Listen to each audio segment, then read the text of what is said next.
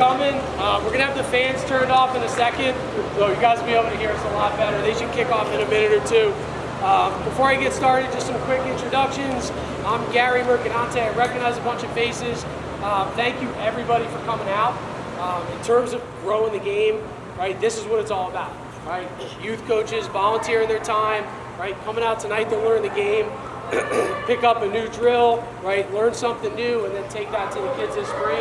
That's what it's all about, right? So I really appreciate you guys taking your time away from your kids, coming out here at 8 o'clock on a weeknight. Much appreciated. Quick intros. For myself, I used to coach at Ursinus College. I started my career there back in 2009 after playing at Dickinson College. I was there for 4 years as the first assistant. Went over to Delaware Valley University in 2013. That was a brand new Division III program that we started from scratch. So we had a year to recruit, and then we had 4 seasons when I was there.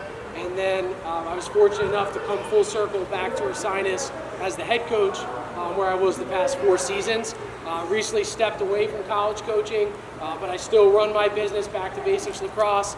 We run year-round camps, clinics, training.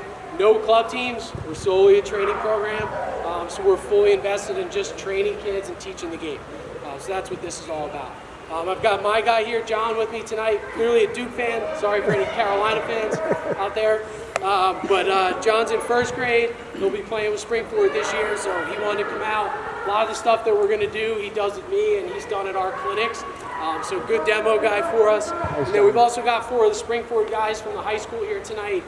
They had practice earlier, came over here tonight, right? They got a lot going on right now with their season kicking in, but really appreciate them volunteering their time. You know, these guys came up through the program as well, so it's a good opportunity to give back. So just to get started, I'm gonna roll through like 5 or 10 minutes quickly, just some talking points, and then we're gonna get right into drills. Feel free to raise a hand and ask a question if something comes up, something sparks your interest that you were wondering about, and then certainly at the end we'll save some time as well. Whether it's specific to your kid, your team, the level you're coaching, right? There's no bad questions, right? So if there's something you want to know, please feel free to ask. So a couple quick things. How many people here ever played lacrosse? Not coached it, played it? All right, pretty good. Right, about half of the people. Who's coached before? Okay, so a lot of new faces coaching. All right, good. The first thing that I want to say is the best thing I think you can do for the kids you're coaching, and the best thing you could do for yourself, is understand that there are so many connections in lacrosse to other sports. Right? If you're a huge football fan, there's going to be a ton of things defensively that you're going to teach that you see guys in football doing. Right, cover guys. If you're a basketball fan, there's a ton of basketball in lacrosse, right? Same defensive fundamentals. Offensively, pick and rolls, the way they move off ball. There's a ton of direct correlations between those sports. Baseball, right? I use pitching a ton when I'm teaching shooters, right? In terms of how to follow through to their target, where to step, what a full rotation looks like. If you get a kid, highly likely not, but if you get a kid that's a huge golf fan, very similar, right? The way they finish their rotation. All right, next up, first thing I want to talk about in terms of the actual game is this in my hand, right? So the most common thing that we see at all of our youth events, whether it's showing up to practices, whether it's going to clinics, is players showing up with one of these that are terribly strung and then I grab and throw with and the ball goes straight into the ground or it sails 20 feet high, right? The one place it won't go is where I want it to go. And when you look at it, right, it's either hard as a rock, it's got all the strings untied, it's got a broken sidewall string, and the players aren't supposed to know that at that age, but it's extremely common, right? So one of the first things that I would highly recommend you do when you start your seasons is take an extra 10 minutes at the beginning of practice and just look at all the players' sticks. Right? You don't need to know how to string one of these, but even these shooting strings, if they're all loose and they're not tied in knots, just tie them forward. I know that seems really simple, right? But the more these move and the more these adjust and change, the more the stick's gonna throw differently, right? So the best thing you could do is try to help players with that consistent stick. I would equate it to trying to teach somebody to dribble in basketball with a half-flat basketball. right? It's kind of hard. You can't actually bounce a basketball. It's kind of hard to play, right? It's very similar in lacrosse. If you have a terribly strong stick, if a kid's always throwing the ball to the ground, don't just assume that their form isn't good. It could be also that they have a stick, right, that's not strung properly. You will get this question. I get it all the time. Can I borrow this back? So John's stick here, this is a String King youth stick. String King's the company. They sell them at Dick's. You can get them online too on String King right off their website. They have, and they give you the age range. They have their junior stick, and they go all the way up to college, high school for these guys, right? The reason I love these come out of the box ready to play. And I would say they're probably one of 2 companies total where you can actually grab a stick off the shelf and play with it. Every other stick you're gonna get at Dick's, right, that a parent goes and buys or you go and buy off the shelf is crap, for lack of a better word, right? It's only gonna make the game harder, right? So if somebody says, hey, what's the best stick to order? What's something you could do? String King is a great company. The other one that I would recommend for the younger guys, John started with this before this one, is the Warrior Warp Stick. They make a mini version of that. It's like $45. I would only recommend using that probably until 1st grade, maybe 2nd, but that comes machine strung, and it's not like this. It's just one solid piece woven into the plastic, and it's the most consistent thing on the market. Again, I don't like it as an older player, but for youth players, again, somebody kindergarten, 1st grade, if you're coaching young guys, String King or that Warp Mini, both that are sold at Dick's, or you can get online, I would highly recommend those. All right, next up, before we get into the drills. So at B2B Lacrosse, the reason I started my company and the reason that I train the way I do, right, is literally in the name, back to basics, right? Everything that we do, all of our drills, whether I'm training kindergarten, 1st graders, all the way up to high school and college, right, they'll all tell you the same thing. The core of all of our training is the fundamentals of the game, right? That's what it's all about. So if you were to ask me what's my role as a youth lacrosse coach, coaching kindergarten, 1st grade, and if you asked me the same question if I was coaching the 8th graders, I would tell you fundamentals, right? It doesn't mean you don't want them to learn how to play the game and know the rules, right? But until they can catch and throw and shoot and properly pick up a ground ball, right, all of those things are gonna make everything else easier, and that stuff will come, right? But as a youth coach, if you can develop the fundamentals kind of with that hard hole approach, it's gonna make the world of a difference, and you're gonna see a transition in your kids week to week, right, that you're much less likely to see if you just roll a ball out in scrimmage all the time, right? Or if you go out and you do live drills every practice for 45 minutes and you never do stick work, right? Or those types of things, right? So the drills we're gonna do tonight are a lot of things that we do at our clinics, and believe it or not, this is a lot of stuff that we do all the way up to the college level, but all of it, right, is designed to disguise the fundamentals. And I think for youth guys, that's one of the biggest things, is you could go out and tell them, okay, we're gonna do catching drills for 20 minutes, and they're like, oh, all right, again, we just did that on Tuesday, right? But if you can disguise all the different fundamentals of the game into competition drills, into different stations, without them even realizing it, right, they're gonna be working on all those fundamentals. They're gonna be challenged to do those things.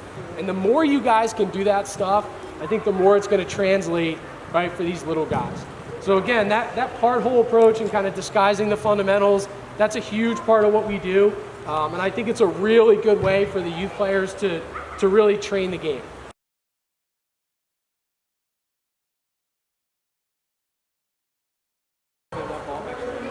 When you grab a player's stick, an illegal pocket, illegal, right, is if you can see over the ball through to the other side when you're looking under the plastic, right? That's the pocket depth, right? So as long as that ball, you can't see over it to the other side, you know the pocket depth is fine. In terms of properly strung, I would say a couple different things. One is if you grab a player's stick and you throw with it and the ball snaps literally at your feet, right? You know the shooting strings are not in the right position, right? It probably has way too much whip, right? In that case, you might be able to take one out. Like a lot of times, youth players only need one, there's two here. But for those guys, again, you don't have to restring a stick, right? But I think the big thing is, does the ball just consistently come off the stick, right? As long as it does, and that's kind of what you can use to test it, then the player's going to be fine. If it's a complete mess and a complete restring, right, sometimes you're better off saying, hey, you know, I know you might love this stick, but you either need to get it restrung by somebody that knows how to do it, or you can always recommend these types of sticks, right? And what I would tell a parent is, hey, like, I know you don't want to go buy another stick or have it restrung for 20 bucks, but it is going to change your kid's experience with lacrosse. If they keep playing with this, they're going to get really frustrated, and it's going to be hard for them to learn and enjoy the game. Right, so any way you can teach your kids while having them compete is a home run, right? That is the best thing you could possibly do, right? Like John will tell you, John will do those drills all day.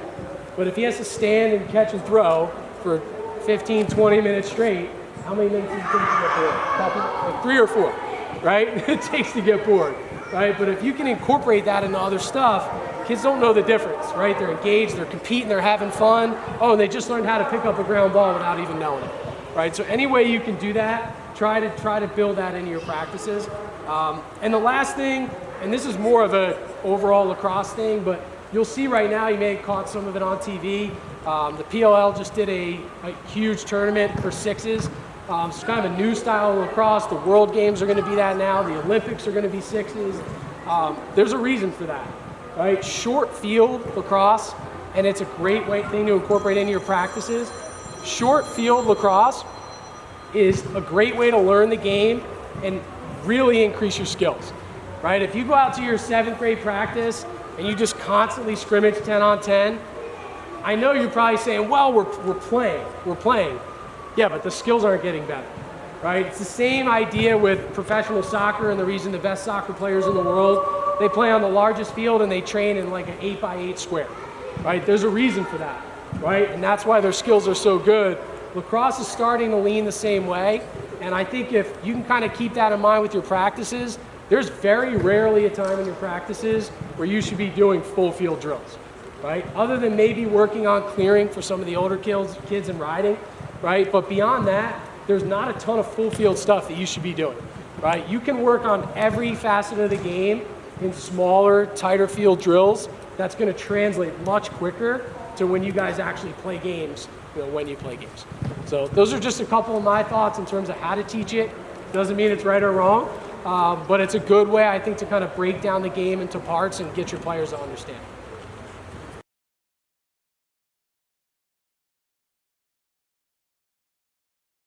Right, so the first one that you see here is harder catch, right? What I love about this drill is high reps, right? So you have 2 kids, you could do this before your practice. We used to do this every day at the college level for 10 minutes. You can do any type of stick work variations. John and Justin, in 10 minutes, are going to get an unbelievable amount of reps. If you put all your players in 2 lines and have one go at a time, right? Not only are they not going to get a lot of reps, but they drop the ball a ton, and every time they throw a ball away, the drill stops, they got to go get it. Before you know it, 10 minutes, you maybe got 2 minutes of reps, and it's a waste of time. Right? The other thing that I love about this setup for youth teams is you can coach a lot, right? So you can actually walk up and down a line of 8 of these pairs and just watch, stop a player, correct their form, have them keep going, right? Even if you're one coach by yourself, it's a really good way to get eyes on your kids and kind of figure out how does their form look catching and throwing. All right, so very basic. These guys will just throw back and forth right now while I'm talking. All right, so we're gonna grab a ball in front of you, bud. All right, good example. Plenty of balls in his feet. All right, so when these guys are throwing, okay, what I want to first talk about is catching.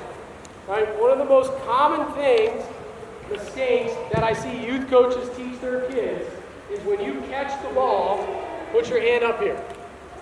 Right? Why do you hear that talk? Right? Well, it's a little easier and a little more comfortable because the guy feels like he has more control when his hand's at the top. All right, good, Justin. So, why do we not want to do that? Right, a couple reasons. So, keep going. Good, hold there, stop. So when John catches this ball with his hand here, right, where it should be, instead of at the top, a couple things can happen. One, John's in a position already with his hands to throw the ball right back and do it quickly if he needs to. Right? 2, depending on where you are in the game, he could also do what? He could shoot right now. His hands are exactly where he needs to be to shoot. Right? And the third one, he could dodge. So if John catches a ball and he needs to run and go shoot and dodge a guy, his hands are also in that position. Right? If John's hands all the way up at the top, like this, right, very unnatural. It would be like a quarterback in the NFL throwing a ball but his elbow's attached to his obliques, like this. Right? Ball's not really going to go anywhere. Right? It limits his range of motion really hard. Try to throw it to Justin. Don't make it look good. There you go. All right? So you can see it's really hard for him to get a good arc on the ball. The ball's going to tend, and this is something that you'll see a lot of kids are throwing the ball on the ground, their hands too high. Right? So bottom hand on the bottom, top hand about a hand and a half length up, right? But that's it. And I know kids will want to catch here. Try to help them live here most of the time, right? It's going to help them learn a lot quicker, and they're going to be able to do a lot more. All right? Second, in terms of catching, right? As John and Justin are playing, you notice both of their sticks are coming back as they receive the ball, right? So a couple things that I teach kids, right, in terms of kind of how to get a visual on this, right? Catching an egg, catching a water balloon, right? So if John swats at it like a tennis racket, or if he just leaves his stick out like this, it's likely coming off the plastic, right? Or even if it hits that pocket, it's probably coming out, right? As he catches it, right, that stick's coming back, and that's just him catching that water balloon, not letting it break, right? So soft hands, right? And that's really what you can tell guys is soft hands, and just keep telling them as practice, right? The more they can give with it as they receive it, right, the easier it's going to be to catch. Okay, so that's a really good way to kind of help kids understand that quickly. Catching and throwing. All right, so as these guys are catching and throwing, right, a couple of things that you'll notice. One is, all right, again, their hand placement like we talked about, same as when they're catching. All right, but 2, all right, they're stepping to their target, right? So front foot is their guide foot, right, step to your target, right? Their arms are up and away, right? So they have their full range of motion, just like if you were throwing a football or a baseball, right? We call it alligator arms, dinosaur arms, whatever you want to equate it to for the kids.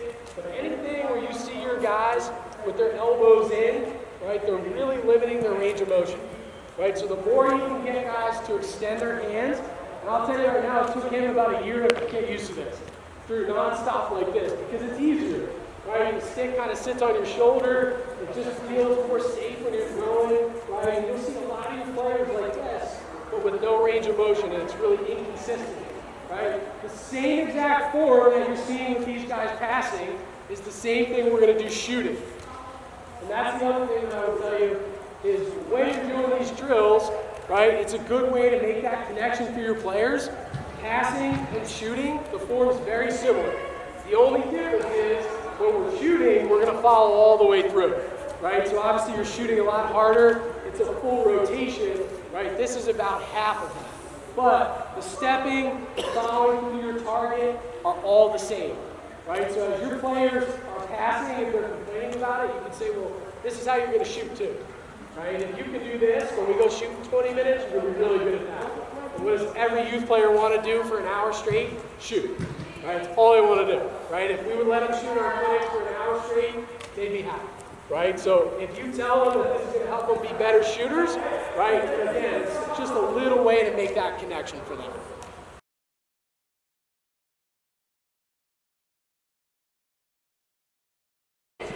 This is called box passing.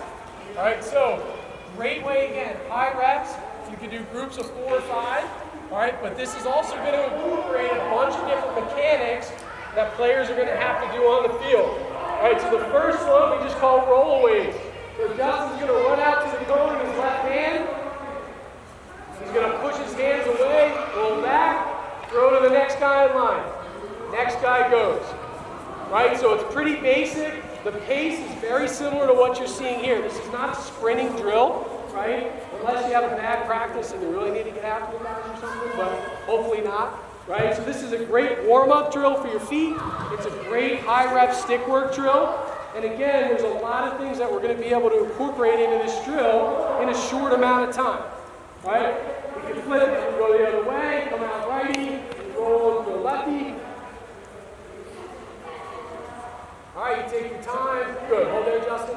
All right, so those are your rollaways. All right, the second one that you can do, and again, this is a little more high level, but you can start doing this in 5th, 6th, 7th, 8th grade. It doesn't matter. I think it's really good for them. But the second one is called pull passing. Right, so you're going to come out in your right hand. You're going to step with your inside foot. You're going to step away from your defender and open your chest up and throw back. So now we're going to stay in the same hand. All right, so Justin's going to carry out. Right, he pushes the approach to the defender. He steps away, pulls it across his chest. That's where that name comes from, the pull pass. Again, a little more high level, but it's a great way to challenge your 7th and 8th graders. Right, it's just a little tweak, little mix-up that you can do with stick work to keep it fresh. Right, it's a really good drill to throw in there. It's a nice skill to have. All right, good, hold there. All right, the last one, and this is where the name of the drill comes from, box passing. So the first guy in line, no ball, is going to come out to the cone.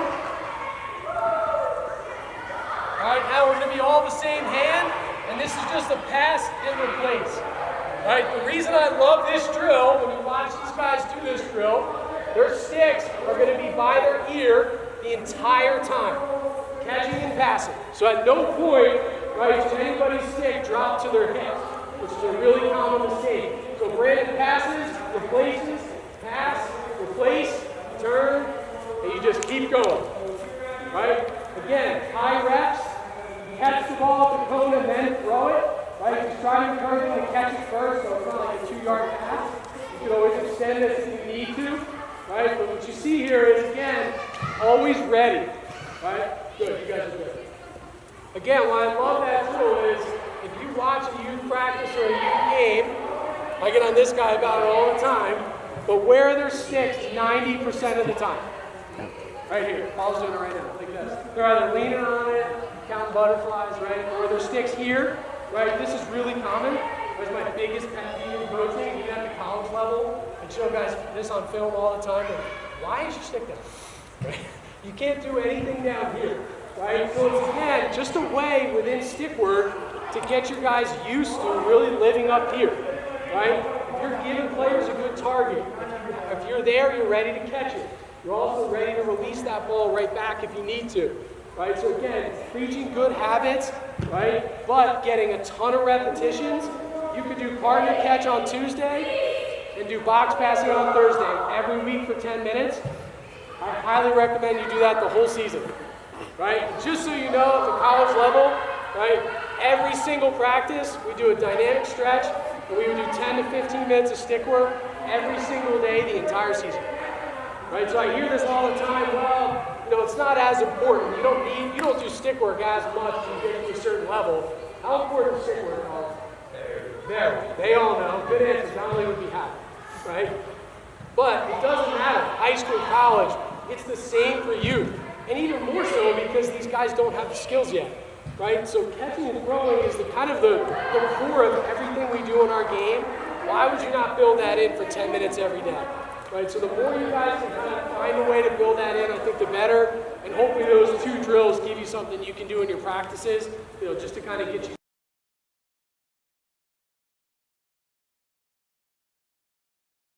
How important is it to throw with 2 hands? And I'm going to knock myself for not saying this, but I'll say it now, so thank you for the question. This is a 2-handed game. Right, John, what do I tell you to do all the time? Use your what? Right hand, right? He's a lefty, he hates it, right? But I challenge him in the yard, and I'll only let him go and be like, dude, you can score, but you have to score right. I just take away his left, right? So as coaches, if you can find fun ways to do that, listen, these drills, I know they're not going to be great with weak hands. If you're coach, really, I mean, K through 5th, I don't know, like, you guys may, like, even the 6, 7, 8, I don't know, depending on the kids, like, the off-handed drills, right, are rough, right? They're frustrating. And what do you want to do as a coach? You're going to blow the whistle and be like, let's move on, right? But honestly, that's the worst thing you could do for them, right? Let them fight through the frustration. Coach them up as much as you can. Take an extra couple minutes for the weak-handed stuff. And the way I've always coached it is, and the way I was brought up in the game, everything you do with your strong hand, you do with your weak hand. Flat out, right? Does it mean you're going to use your weak hand as much? Nope, it doesn't. It's probably 90-10 for most players. But that 10%, that 20% that you need to use your weak hand, these guys will tell you, right? If you can put it in your other hand, good things are going to happen.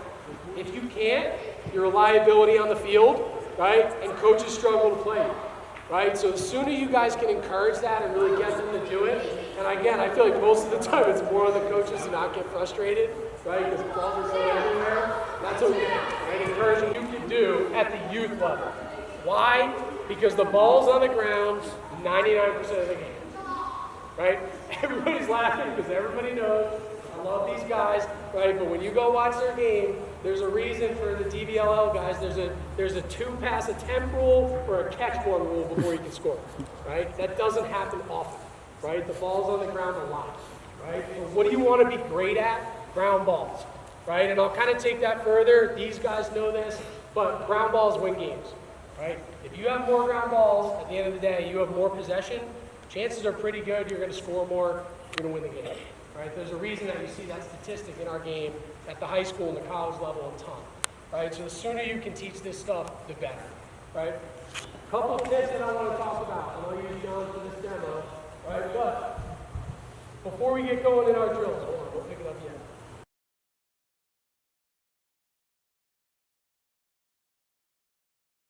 Right? So a couple ways that we teach ground balls for kids. One, most common mistake that you see is guys running out of ball like a shovel, butt end up, right? And you'll literally sometimes see kids like catapult themselves over the ball, right? I've seen it, right? Their butt ends up, hit them right in the stomach, right? They go down hard, right? So that's a common mistake you're going to see. As a coach, I think what you're likely to say all the time is get low, right? But what I would advise is they have literally no idea what you're talking about. Right? If I just yell get low, right, to a second grader, they're like, they don't really know what you're talking about, right? And likely, they're going to get low, but their stick's going to stay high, right? So the best way that we teach this that I think really connects with the kids a lot, one, because it's funny for them, right? But two, they never forget it, is just get both butts low. The butt end of your stick and your own, right? And here's what I mean. John, put that ball down. So if John goes up to this ball, right, and his butt end of his stick is up, but he gets himself down low, right? That's the position you're going to be in, right? If John runs up and does the opposite, right? So he gets his butt end low, but he's standing up tall, he's going to be reaching for it, right? If that ball's out there and John runs up and gets really low and runs through it, he gets parallel to the ground, and that ball goes right into his stick, all right? So when you tell kids, hey, how many butts do you have? One. You tell them two, and they start chuckling, and they're like, oh, okay, right? Get both butts low, right? So sink down, get your butt end low, parallel to the ground, right? And scoot through the ball, all right? The other things that we want to talk about, all right, with guys when they're picking up ground balls is what they do after they pick it up, right? So I see ground balls taught a lot that way, but then nothing else, right? So what do I see for youth guys a ton? They pick up a ball, and they do what with their feet? Stop. As soon as you stop, what happens? Just a pile of kids, right? All of a sudden, you got 10 kids swarming you, ball's on the ground again, right? And then you have that going on for 5 minutes. Right? When you pick up a ball, and John will show you, when you pick up a ball, you don't stop your feet, you run right through it, right? Pick up the ball and go, right? If somebody's chasing you, right? Now they got to catch it, right? You're not going to get trail checked. Right. The other thing is not only keep running, we call that run to daylight, run to green space, but the other one is where you bring the stick. So we see a lot of guys pick a ball up, right, and their stick's out here, where they bring it out here. The way we teach this, again, give kids a visual, something to remember. We call this listen to the seashell, right? So you ask kids, like, you ever been to the beach? You ever grab a shell on the beach? You ever listen to it? You hear the ocean, right? That's your shell. So as you pick this ball up, listen to the seashell. Right, bring it right up to your ear, right, and listen to it. Right, from this position, if John's chasing down, and I pick up this ball and it's right here, don't slash me, buddy. If I pick up this ball and it's right on my ear, the only option that John really has is to catch me on the shoulder, catch me on the head, which you can't do. right? So now that ball's protected instead of you hanging your stick, right? So 2 butts, when you're picking up a ground ball to get low, listen to the seashells, you pick it up, run to daylight.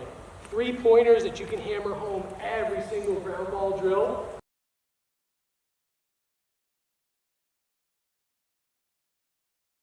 So the first drill that we're going to do, all right, we call this box out GB. So I have these guys set it up in 2 spots. So they're going to partner up. They're both going to stand over the center of the ball with their backs to each other. All right, what they're going to do is they're going to bend down just like they're boxing out in basketball. All right, now one variation that we do, because I see a lot of kids cheating this drill, I have them go sticks up. Right, so sticks up in the air to start. All right, so hold on guys, don't go yet. All right, you guys don't have to kill each other. So what are we going to do here, right? So the ball's in the middle. This teaches a few things. 1, boxing out. Again, think about other sports, just like hoops, right? Boxing out to pick up a ball. But the most important one here is there are, I'd say, 7 out of 10, 8 out of 10 times in a youth lacrosse game, there's a scrum for a ball, there's 5 or 6 people. The reason it takes so long is because everybody's standing like this. Just on the outside, trying to shovel the ball out, trying to get it. Nobody goes in and gets the ball, right? Nobody can cleanly pick it up, right? Well, what can they do? If you're stuck over the ball, what? Kick it. Say it loud. Kick it. Kick it, right? You can kick it out, right? You can kick a lacrosse ball. So if you can't get a ball, right, we call that kick it to space, right? The other one, and here's another sport, we call it hockey. Right, so if these guys go down, right, he can't get a foot on it, right, but maybe he can get a stick on it. He's going to hockey the ball to space, go get it, right? Same idea if you're going for a ball and you can't pick it up, right, for whatever reason, you can hockey it to another area and go pick it up, right? So kicking it and hockeying, it's a really good way to teach these 2 skills, right? So the drill is very simple, it's as it looks. Right, but on the whistle, and again, you could have 8 of these going at once. You don't have to do these just 2 people at a time, right? But you blow 1 whistle, everybody box out, right? And it ends as soon as they pick up the ball. You guys know what to do. All right, so that's our box out GB drill, right? Again, really good way to get high reps, have your whole team doing it. Right, does anybody have any questions just on that box out drill? I know that's pretty simple, but that's a really good start, and it's a really good way to have the guys compete. One thing that we do at our clinics, we'll do this at our practices this year, but if you guys have time or you want to make it a competition, put everybody in a circle like this, have them go in the middle, winners go to one side, losers go to the other, and go until you have 1 winner. It doesn't take long, but it's a really good way to get the kids jacked up, energized, excited, right? And again, they're all watching each other, do those little things, and it's a good way to encourage the guys to work on those skills. So it's just another way that you can build competition. All right, our second drill, and these will be quick ones.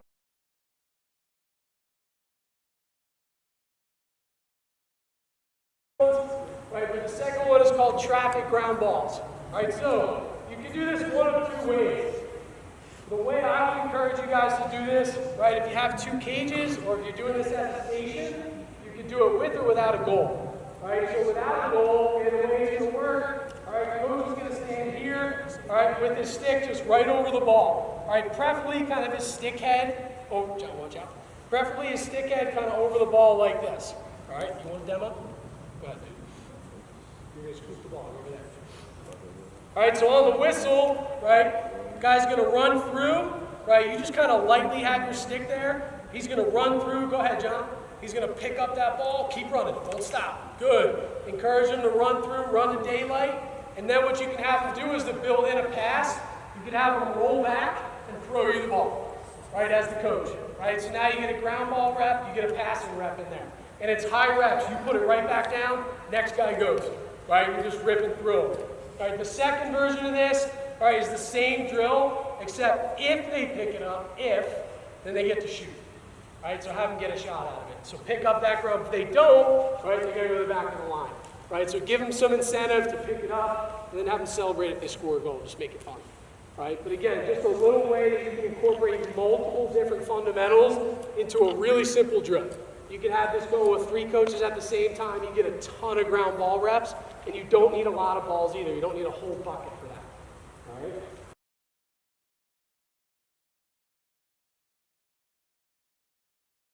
We're going to have 2 lines. You can have 5 or 6 guys in each line, so again, really good way to get a ton of reps for your guys. Coach is going to be down here with the ball. It's called 2+1 ground balls. So a lot of things in this drill. You're going to have 1 ground ball rep on air, 1 live ground ball rep, and then also it goes into a live one-on-one to a shot, so you get offense and defense. All right, so ball's going to be out for each player. All right, on the whistle, guys go pick it up. That's your first ground ball. They got to run back to the line and drop it.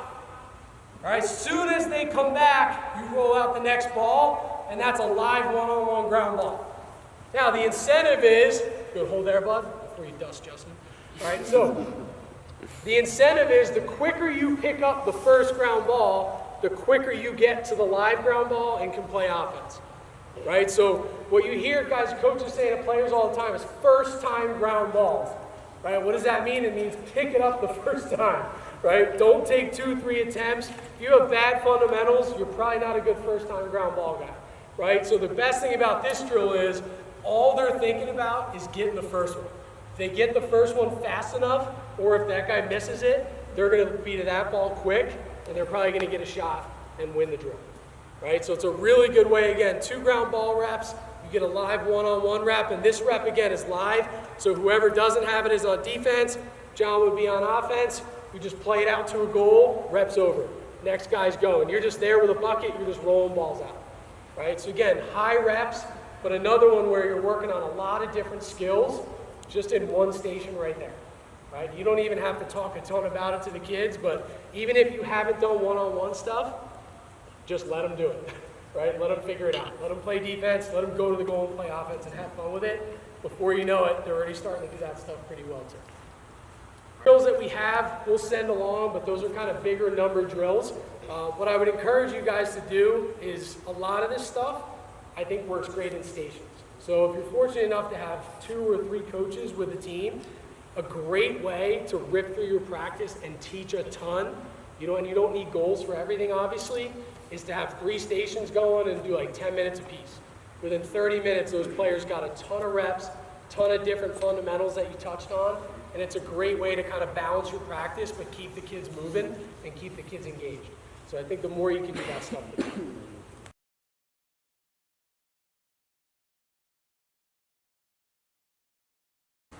Every kid loves to shoot, but form usually is an issue, right? So I can tell you for this guy, right, he used to shoot high a ton. He used to sail shots over the net. Then he started watching Brendan O'Neill at Duke, and I kind of shoot sidearm tournament pass. But what I think you'll see is everybody wants to shoot, but form is key, right? So the sooner you can take passing form, right, and kind of equate that to shooting form, the better. I feel personally the best way to get your guys locked in with good shooting form are these type of reps. Very similar to partner catch, where you can kind of walk up and down the line and correct your guys. Also, you don't lose a ton of balls, right? Which is really tough at youth cross practice. You spend a ton of time chasing balls, right? I did that my whole life as a youth player. No back nets or on grass fields, woods. You lose like half a bucket a day, right? And sometimes that happens. This is a good way to not do that. So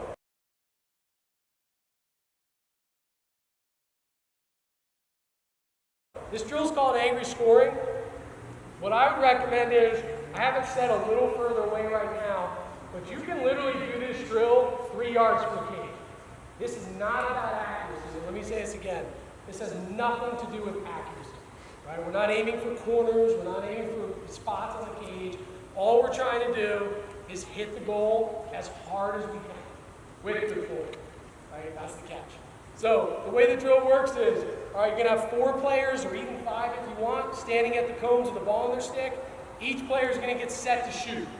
Right? So hand doesn't matter. If you want to mix it up, that's fine. Right? But each player gets set. They're gets set to shoot. So you go lefty or right? You go lefty. All right. So you see these guys standing here. Turn your feet, dude. Perfect example right here. So John was kind of facing the wrong way. Right? I was able to correct his feet. I think John's hand's a little high. So I can move his hand down a little bit. Slide your hand down a little bit. right? So he can slide his hand down, right? So Justin set to shoot. These guys are all ready, right? If you see a kid, let's say his arms are ready like this, right? Before you blow a whistle and say shoot, just correct him. Good, stay there, right? You kind of walk by. Sometimes you'll see players, another common mistake you see is this, right? They think pulling the stick behind their head like this is winding up. It's the complete opposite, right? It takes twice as long for him to get this ball out there. Guarantee he's sending this ball wide. Because he can set in a split second, he just doubled the time it takes to match his sit with his feet, right? So that's another one. So those are some of the common mistakes you'll see, right? If you get guys set, right? If you have the really younger guys, right? When we do this drill, we always tell them to get as mad as they can. Yell, make an angry face, just make fun, do whatever you want. If you have the older guys, you don't have to do that. It's just a great drill for reps, right? But on the whistle, you guys don't rip the ball so it doesn't walk away, right? But on the whistle, right, or the go call, everybody's going to take one big step and shoot as hard as they can right into the center of the cage. Ready? Go. Good. Right, 3 or 4, not bad. All right? I saw that. All right, so, again, you got guys here, you got 4 more guys up behind them, ready to go, right, over a stick, and you just keep going through. Right, you can get a ton of reps, you can correct your players' form. This is also a really good way to have your guys work on both hands. Right, if you're running and shooting, you're going to be much less likely to want to do it weak-handed, but this is a good way where you can kind of correct them and get them used to that. Right, so angry scoring is the drill, right, and that's, again, a really good way to rep through that.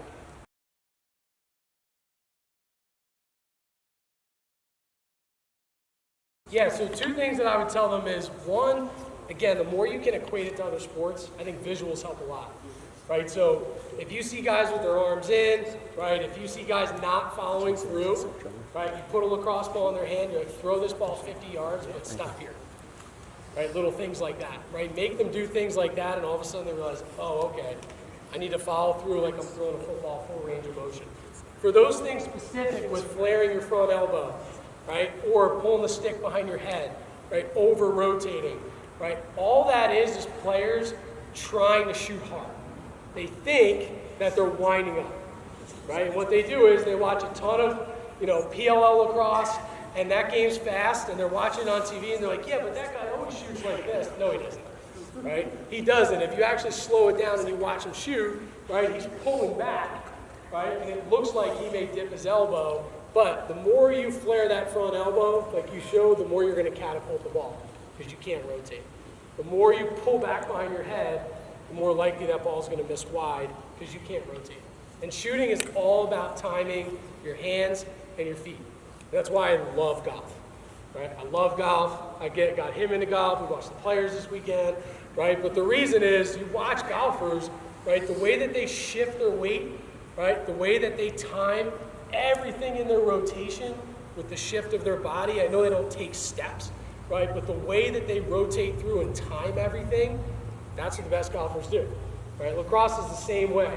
The more you can time up your hands and your feet, the more accurate you're going to be, the harder you're going to shoot. The other thing that I'll say is, and it's probably one of, I think for guys their age, right, high school and up, but youth lacrosse players deal with this a lot too, is guys all want to shoot hard. They all want to shoot hard.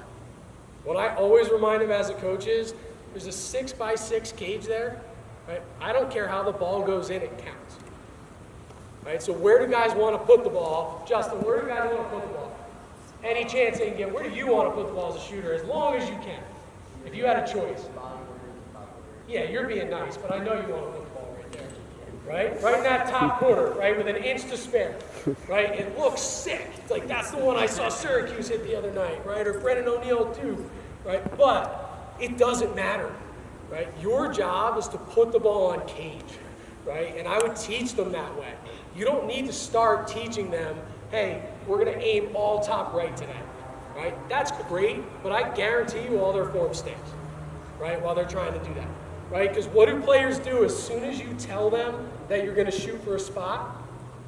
They start guiding the ball, right? So that's a big mistake that we see with a lot of players, right? And when I'm doing private training, it's the same concepts, right? So if I tell a kid to hit top right, he'll guide a ball there like that, and all of a sudden you see him start here instead of pull back. You notice he's really not following through. He's kind of just trying to drive a ball to the spot. Justin, can I have that ball? Yeah. Right, so that's guiding a ball. Right, on the flip side, if you just tell a kid, hey, we're aiming for the right side of the cage, right, you get that follow through, you get that rotation right over the top, and all of a sudden you notice, okay, that's good for him. Right, you saw him step, you saw him rotate through, right, and they're thinking less about the spot and more just about putting the ball in the back of the cage. And at that level, if you can do that, that's the best thing you can do for them.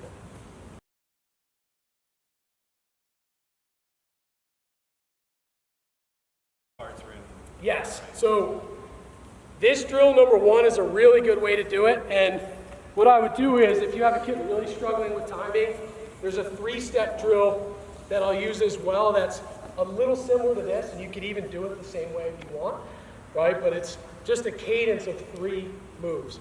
So you start with the stick down and you call out 1, and the stick comes up.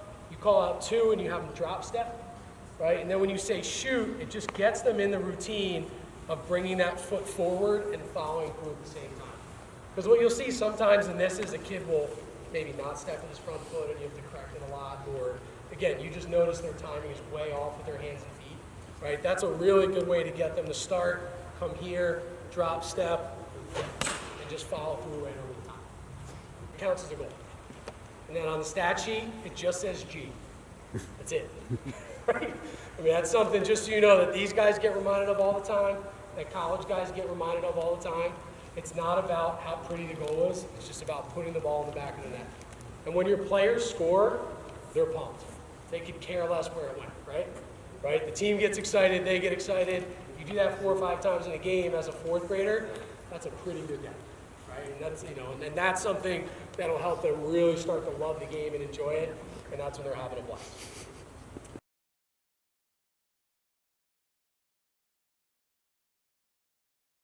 Older kids.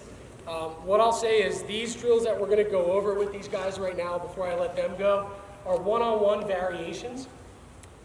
You can do these with the little guys, and we will, right? But they're great as you build up to older ages because you could do them in different spots and incorporate some more IQ stuff.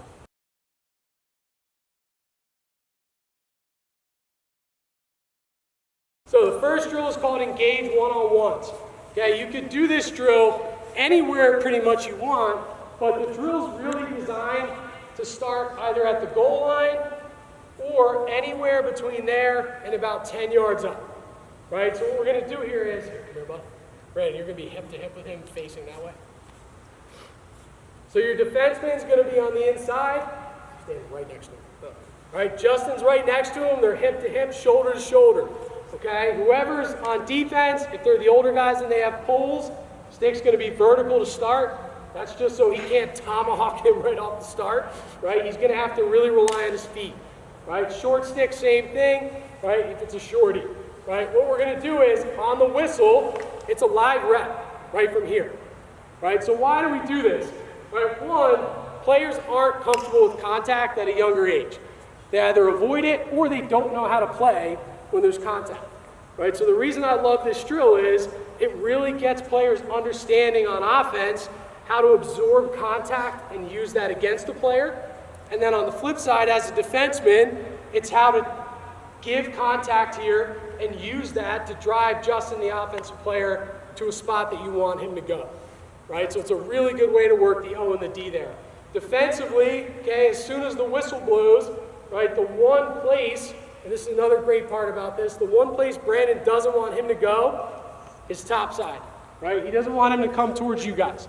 Why? Because the further Justin gets to the middle, the better his angle, the higher percentage chance that he's gonna score, right? So defensively, he knows his job is to try to keep him over there.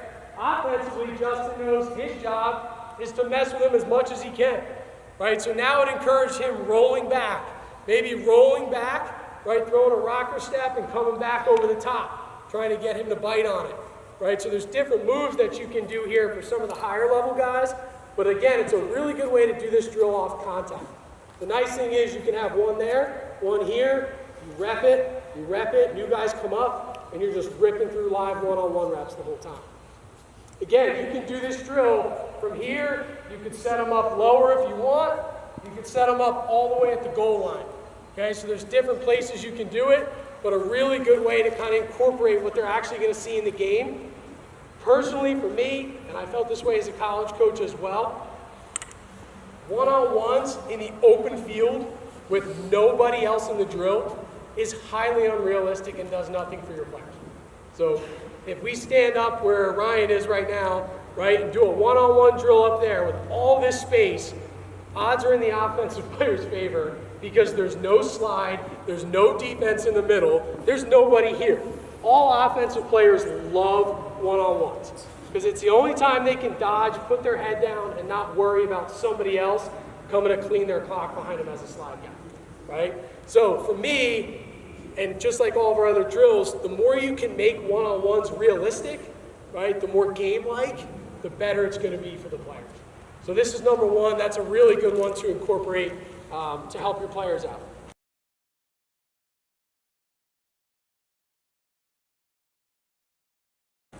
Next one is called around the cone. So for this one, and again, you can set this up anywhere you want. Paul, I'm sorry, I keep moving. But you can set this up anywhere you want. So we're going to do this here right now. So you have a middle cone. Justin's going to be facing upfield on this cone. Brandon's going to be facing downfield at the same cone right next to him, Brandon. Same thing, hip to hip, but you're facing that way. All right, so Justin starts with the ball, the offensive player. On the whistle, just like the drill's called, Justin's going to run around his cone. Brandon's going to run around his. And now it's a live one-on-one. Right? Why do we like this? Right? For starters, defensively, it's a reaction drill. Right? So it teaches approaching the ball. Right? The best thing you could do for your defensive players, and I should say all your players, right, from a young age up, protect the middle of the field. It's really all you need to know. As a volunteer coach, if you know nothing about the game, if somebody says, how do I play defense? Tell them to protect the middle of the field. If you just get them to understand that concept before 8th grade, trust me, you did your job and the high school coach will thank you, all right? So for Brandon, he has no idea until he turns around where Justin's gonna go. He could come inside out, he could come over the top, right? But he now has to adjust on the fly with a quick approach, not only to keep him down the side, but also he's got to learn to go get a guy and keep his feet moving. I'm not going to get too deep into defensive principles and positioning, but those are just a couple of the things that you can do and teach in this drill. Again, very basic, but if your players can do that, you're in great shape, all right? Offensively, same idea, right? One move and go though, right? So what I like about this drill is you'll see a ton of your players when they ask you about dodging, where you just let them dodge, they're going to dodge literally in a phone booth and throw 3 moves and cover a 1-yard radius. Right? We call that phone booth dodging, right? Even at the college level, we call that phone booth dodging, right? Every time you change direction, right, you need to cover a little bit of yardage, right? I would say Justin's one of the best I've seen in a long time at this. Right? He's one of the quickest players I've ever seen. With his change of direction, right, he's really good at hitting a move, coming back, stopping on a dime, and going the other way. But he covers enough yardage to where a defenseman has to get his feet going, and then he takes him right back the other way. Right? If you do all the same stuff right here, right, and you never really cover any ground, a smart defenseman is going to thank you. Right? A smart defenseman is going to say that's easy to cover. Right? So the nice thing about this offensively is instead of 4 or 5 moves, it's 1 move and go. Right? 1 split dodge, 1 roll dodge, whatever you want to do. But when Justin comes around and gets past that cone, it's make a move, commit to it, and go. And the rep's over. Right? And that's the last thing I'll say for these one-on-ones. Don't let these drills run for 30 seconds to a minute. Realistically, in a game, a one-on-one, a kid carrying the ball, 10 seconds, probably too long, right? Certainly is for high school, but for youth, I know it happens. But beyond that, like if Brandon does a great job and keeps Justin down the alley, if he gets all the way to the goal line, the drill's over. Stop it, right? Blow the whistle, next one, right? And just keep it going. And what your kids are going to start to realize is, right, there's incentive to get to good spots on offense, and if you don't, the drill's over and you rep short, right? So now you start to kind of build that into their mindset. Defensively, same idea. Keep them in the right spot, you did your job, the rep's over, you're not as tired, right? So it's a good way to think about it. Again, you can set this up top center, here, you could do this drill at X, you could do it directly behind an X, you could do it off to the side, you can do it anywhere you want, but it's a really good way to set these drills up, and again, get your guys high reps there.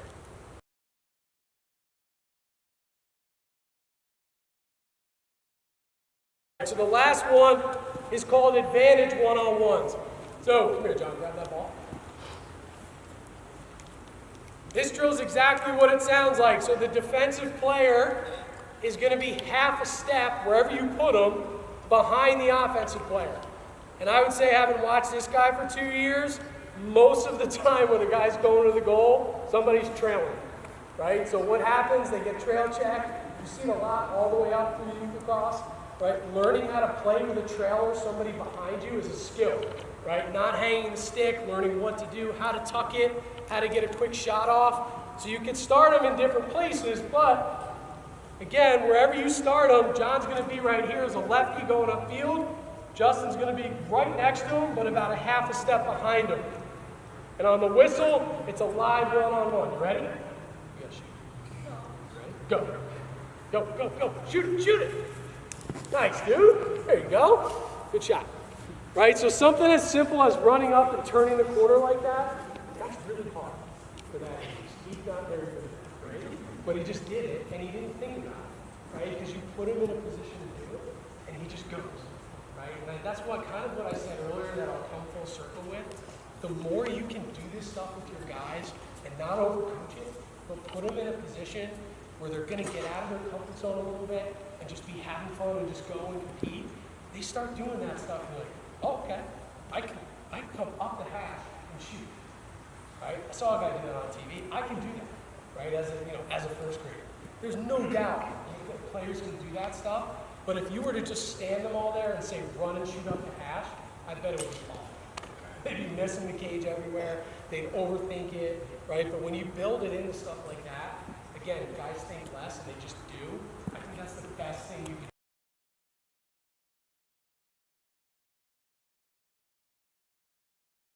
So the reason that I like setting these up the way we talked about, so the engage one-on-ones, the around the cone, same thing with advantage one-on-ones, is as a coach, you could be doing them on both sides. So John was in his left hand over there, this would be your right side. Don't let the players start until they're in their outside hand. So again, we came up, we talked about, well, how do we get them in their weak hand? Don't even talk about it, just say put it in your right forward. Right, they're just gonna go. They may always come back to their strong hand some way, that's okay. Don't worry about it. As long as they start in their weak hand and they have to run with somebody chasing them down, that's a win. Right? And that's something that, again, it's just them getting comfortable with it. The more you do it, the more they're going to get used to it. Okay. What I'll say about that is the more I think consistent you can be with your players, the better. Right? So if your players know the first 10 minutes of practice or 5 minutes, there's going to be a lap around the cage and a static stretch, they're ready when practice starts. If they know that the next 10 minutes, regardless of what you're doing, right? If they know it's always going to be some sort of stick drill, partner catch, box passing, whatever you guys want to do, right? That's kind of jammed into their heads, and they get used to that. They're ready for it, and that routine, I think, is important. And then you build your practice, right, in terms of station work, competition, and you end with some sort of fun drill, right? If they know that that's kind of the template, right, for your practices, it's a really good way, I think, for the youth guys to get in a good groove, right? What you see a ton at youth practices is no plan, right? And it's not easy, right? But you don't have to know what you're doing all the time. Just having that routine and having that template, that plan in mind, I think kind of gives the kids some confidence, gives you confidence as a coach. And for me, like, my players at the college level would laugh at me with these. Like, I show up with these to every single practice, minute by minute, what I'm gonna do, right? And I know it's different at the college level, but I would do the same if I was coaching first graders. I don't want to show up and just be wandering around for an hour. Like, just write down the basics of what you want to do at 6 o'clock, 6:10, 6:20, and it's okay to pivot from that. You're gonna have to, right? Sometimes things just go haywire when you're coaching young kids, that's okay. But if you have that plan in place, it's likely to go a lot smoother for you. And that's where I think this stuff.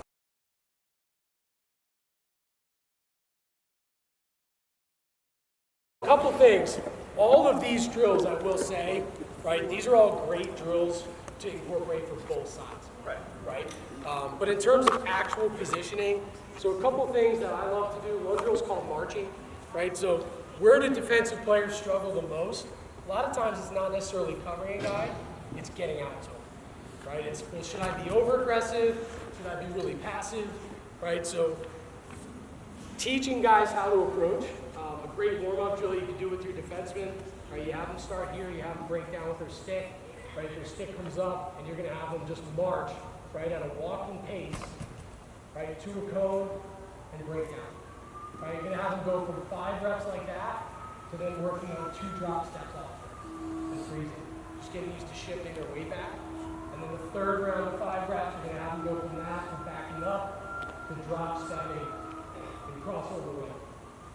Right, and what you can do there is you can really harp on not shuffling, right, which is really unathletic, right? Unless you're in tight quarters at goal line, most of the time you're in stride, right? But you see a lot of youth players that are trying to run like this while a guy's sprinting, right? If I was going to race you down to the end of the turn and you had to shuffle and I had to sprint, no contest, right? If we're both sprinting, it's a lot different, right? So any way you can really break down the footwork fundamentals, I think, are key.